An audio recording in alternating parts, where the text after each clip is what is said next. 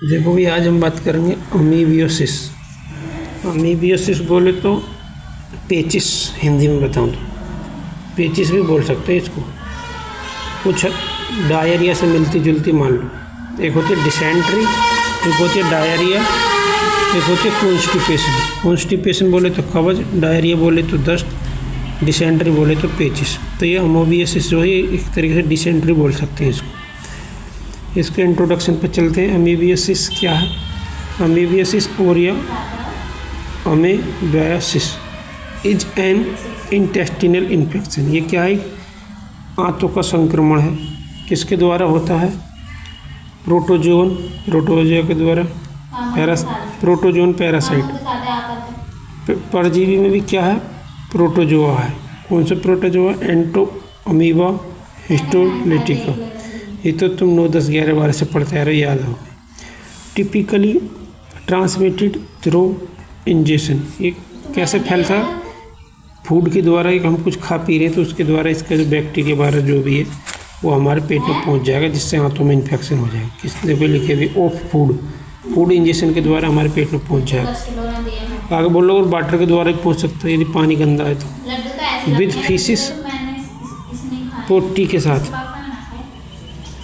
के साथ बोले तो थोड़ी समझ से बात बाहर चल रही है। ऐसे मान के चलो, तुम्हें मान लो तुम्हारी पोटी में मान लो ये वो है पैरासाइट है ये, ठीक है ना। और तुम मान लो पोटी करके आए, तुम मान लो कोई लेडीज़ हो या मान लो मेल हो, उससे फ़र्क नहीं पड़ता।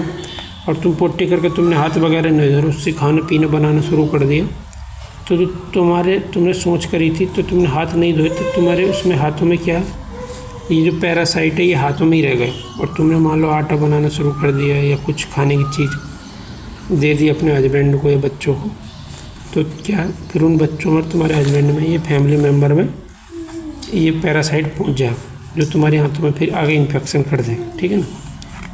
ये क्या नहीं चाह रही है, ये बोल रहा है। आगे बोल रहा है, दोबारा से देखे तो अमीबियोसिस इज ए पैरासाइटिक इन्फेक्शन। ये परजीवी संक्रमण है विच मेनली अफेक्ट इंटेस्टाइन, जो कि खासकर किसको इफेक्ट करता है? आंतों को। Amoebiasis is a second to malaria as pose to of death from parasite. ये दूसरे नंबर का पैरासाइटिक इन्फेक्शन है, जो क्या है? मलेरिया के बाद क्या है? डेथ का कारण बन सकता है। पहला कौन सा? मलेरिया। दूसरा है वो अमीबियोसिस। कोज और ट्रांसमिशन देख लें, इसके कारण क्या हो रही, फैलता कैसे है?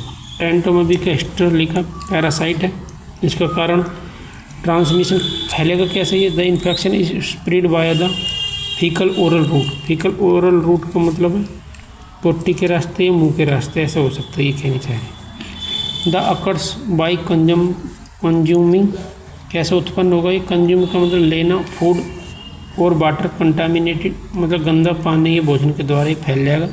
विद इन्फेक्टेड ह्यूमन के साथ की पोटी से, ठीक है ना। किसी आदमी की पोटी से क्या है कि थ्रू जो है ये फैल सकता है। जैसे कोई इन्फेक्टेड पहले से ही है, उसकी पोटी के थ्रू कैसे ना कैसे ये फैल जाएगा। जैसे कोई मक्खी है मान लो, वो ऐसे इंसान की पोटी पे बैठ जाए जिसको पहले से ही ये अमीबियोसिस का पैरासाइट बॉडी में उसकी है, तो वो मक्खी फिर तोड़ तुम्हारे खाने पीने पे बैठ गई तो समझ लो तुम्हें भी क्या कर देगी। अदर ट्रांसमिशन मेथड देखें तो ओरल एनल सेक्स, मुंह में या पोटी के रास्ते में तुम सेक्स कर रहे हो तो उससे भी क्या फैल सकता हो। और डायरेक्ट फीकल कंटामिनेशन, और डायरेक्ट तुमने मान लो पोटी तुम्हारे मुंह में चली जाए डायरेक्ट, तो भी क्या फैल जाएगी। जैसे छोटे बच्चे तुमने देखी होगी, पोटी कर देते हैं, कुछ माँ ध्यान नहीं देती हैं तो वो उनके बच्चे मुंह में पोटी के हाथ दे लेते हैं, तो उससे फैल सकती है बच्चे में। सिम्टम्स, क्या क्या लक्षण दिखाई देंगे? Most infected individual do not show symptom.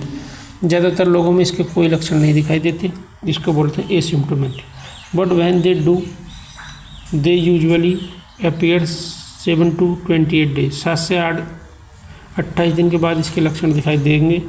After exposure, जिस दिन तुम्हारे बॉडी में ये पैरासाइट एंटर करा है उससे 7 से 28 दिन के बीच में तुम्हें कभी इसके लक्षण दिखाई देने लगेंगे। Symptoms range from mild to severe, इसकी जो रेंज है वो कम से बहुत ज़्यादा दिखाई दे सकती है। ठीक, हो सकता है तुम्हारी पोट्टी में खून वगैरह हो या म्यूकस बहुत ज़्यादा कट के आने लगे। माइल्ड में देखें तो एबनॉर्मल एब्डोमिनल क्रैम्प, पेट में मरोड़ होएगी। डायरिया मतलब वही पोट्टी बार बार आएगी, करने जाओगे लेकिन आएगी नहीं, ठीक है ना, थोड़ी सी है। फटीग, थकान होगी। एक्सेसिव गैस, पेट में बहुत ज़्यादा ऐसे लगे जैसे गैस बननी है। रेक्टल पेन, पोट्टी के रास्ते में दर्द होगा। ड्यूरिंग बोवेल मूवमेंट्स, जब तुम्हारी आंतों की पेरिस्टालसिस मूवमेंट होगी तब तुम्हें दर्द होगा। एंड अनइंटेंडेड वेट लॉस, बिना उद्देश्य के क्या वजन कम होगा तुम्हारा। अनइंटेंडेड का मतलब हम चाहते नहीं थे वजन कम करना, लेकिन वजन कम होगा। अगर सीवियर का मतलब बहुत ज़्यादा ही, माइल्ड देख लो। सीवियर अमेटिक डिसेंट्री मतलब मैंने बताई थी पेचिस बोलते। सीवियर एब्डोमिनल पेन, बहुत ज़्यादा पेट में दर्द होगा। हाई फीवर, बहुत तेज बुखार आएगा। एंड वोमिटिंग, और क्या उल्टी आ सकती है। अब कॉम्प्लिकेशन देखें तो इसमें क्या क्या। इन सीवियर और अनट्रीटेड केसेस, जब बहुत ज़्यादा तरीके से बीमारी फैल चुकी है और तुमने अनट्रीटेड छोड़ दी तो क्या होगा। The parasite can invade the intestinal lining, हमारी आंतों की अंदर की लेयर है, जैसे मान लो ये आंत है पाइप सी, इसके अंदर की जो लाइनिंग है उसको क्या है, अल्सर इसमें पैदा कर देगी। And potential spread to the live नहीं, लीवर हो, और क्या है, लीवर में भी पहुंच जाएगा ये पैरासाइट, जिससे क्या कर देगा, लीवर में तुम्हारे फोड़ा बना देगा। ये लिखा ना, कोजिंग लीवर एब्सेस। तो ये तुम्हारी आंतों से होते हुए कहाँ पहुंच जाएगा, लीवर में पहुंच जाएगा। यहाँ पे आंतों में लीवर में फोड़ा बन जाएगा। ये तुम फोड़ा देखना चाहते हो तो मैं अल्ट्रासाउंड की वीडियो बनाता हूँ, मेरा दूसरा चैनल है, उस पर तुम देख सकते हो, ठीक है ना। अगर कमेंट में बता देना, मैं उसकी लिंक भी डाल दूँगा। और तुम एब्सेस देखना चाहते हो कि कैसे बनाएगा ये, और रेयरली या बहुत कम चांस है other organ like to the brain, कभी कभी जो है ये तुम्हारे दिमाग पे भी पहुंच सकता है, बहुत दिन तक तुम्हारी बॉडी में बना रहेगा तो पहुंच जाएगा।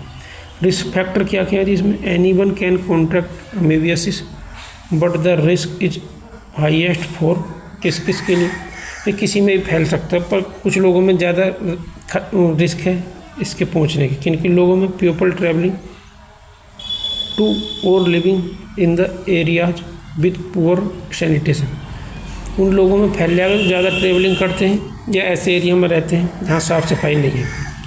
इंडिविजुअल प्रैक्टिसिंग ओरल सेक्स, उन लोगों में ज़्यादा फैलने के चांस रहते हैं जो मुंह में या पोट्टी के रास्ते में सेक्स करते हैं, ठीक है ना। जो इसलिए ओरल या एनल सेक्स मत करो, जो भगवान ने चीज़ दी है उसी में करो, बात खत्म। People with weekend immune system, ये उन लोगों में ये बीमारी फैल सकती है जिसकी इम्यूनिटी पावर क्या कमज़ोर है। ट्रीटमेंट में देखें तो जी मेडिकेशन, दवाइयों में क्या क्या हम ले सकते हैं, अमेबियोसाइट्स का मतलब है किल करने वाला, मारने वाला। अमेबियो मतलब अमीबिया जो पैरासाइट है अमेबियोसिस, उसको जो है मारने वाली दवाई चलन। एंटामिस्टोलिटिक का जैसे कि मेट्रोनिडाजोल, टिनिडाजोल, ये जोल वाली जो टैबलेट है ये आंतों में पैरासाइट को मारने का काम करती है, ठीक है ना। जोल, कभी अगर जोल आ जाए तो समझ जाना वो आंतों से रिलेटेड दवाई है, आंतों को कीड़ा मारने। अब वो चाहे एंटामिस्टोलिटिक का हो या कोई और टाइप के हो, कई टाइप के उनको मारती है पैरासाइट। एंटीबायोटिक चलेगी सिस्ट के लिए इन इंटेस्टाइन, और आंतों में तुम्हारी सिस्ट बन गई तो उसके लिए एंटीबायोटिक दी जाएगी। मैनेजमेंट में देखें तो जी ट्रीटमेंट के अंदर ही मैनेजमेंट है। In most cases it curable, ये ज़्यादातर केसों में ठीक हो जाती है विद अप्रोप्रिएट मेडिकेशन, जो इसकी दवाई है जो चलनी चाहिए, यदि वो दवाई खाओगे तो आराम से सही हो जाएगी। प्रिवेंशन, इसको रोक कैसे सकते हैं, जो हो गई ना पहले से इसको करके रखो। Wash hand with soap and water, हाथ धो किससे, सोप साबुन से, पानी से, खासकर पोटी करने के बाद जरूर धो। इन high risk areas drink bottle और बॉइल्ड, जहाँ पर ज़्यादा ये बीमारी फैलने के चांस है, खासकर अफ्रीका वगैरह में बता रहा हूँ, वहाँ ज़्यादा फैलती है। वहाँ पर तुम पानी पी रहे हो तो बोतल वाला पानी पियो, ठीक है ना, आरओ का पानी या बॉयल या उबला हुआ पानी पियो, ठीक है ना। आगे बोलो अवॉइड रॉ फ्रूट, कच्चे सब्जी या फ्रूट्स नहीं खाने चाहिए।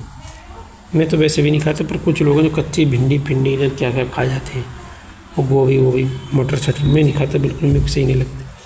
डायग्नोस्टिक टेस्ट में कौन कौन सी जाँच कराएगा डॉक्टर? स्टूल माइक्रोस्कोपी, माइक्रोस्कोप से पोटी की जाँच कराएगा, उसमें ढूंढवाएगा, देखना पैरासाइट है या नहीं है। स्टूल एंटीजन डिटेक्शन, मतलब एलाइजा विधि द्वारा एंटीजन डिटेक्ट करवाएगा पोटी। मोलिकुलर टेस्ट करवा सकते हैं PCR। सेरोलॉजी में ब्लड टेस्ट करा सकते हैं। इमेजिंग में USG, अल्ट्रासाउंड या CT स्कैन करा सकते हैं। इनसे बात न बनी तो एंडोस्कोपी, कोलोनोस्कोपी, सिग्मोइडोस्कोपी करा सकते हैं। तो इसमें क्या क्या देख लीजिए? डायग्नोस्टिक टेस्ट देख ली, प्रिवेंशन देख लिया, ट्रीटमेंट देख लिया, रिस्क फैक्टर देख लिया, कॉम्प्लिकेशन देख ली, और जी सिम्टम्स देख लिए, कॉजेज और ट्रांसमिशन देख लिया, इंट्रोडक्शन देख लिया। अब ये करते हैं, हम भी वीडियो बंद अब करेंगे कल, ठीक है? मेरे चैनल को भी सब्सक्राइब भी कर दे करो, ठीक है?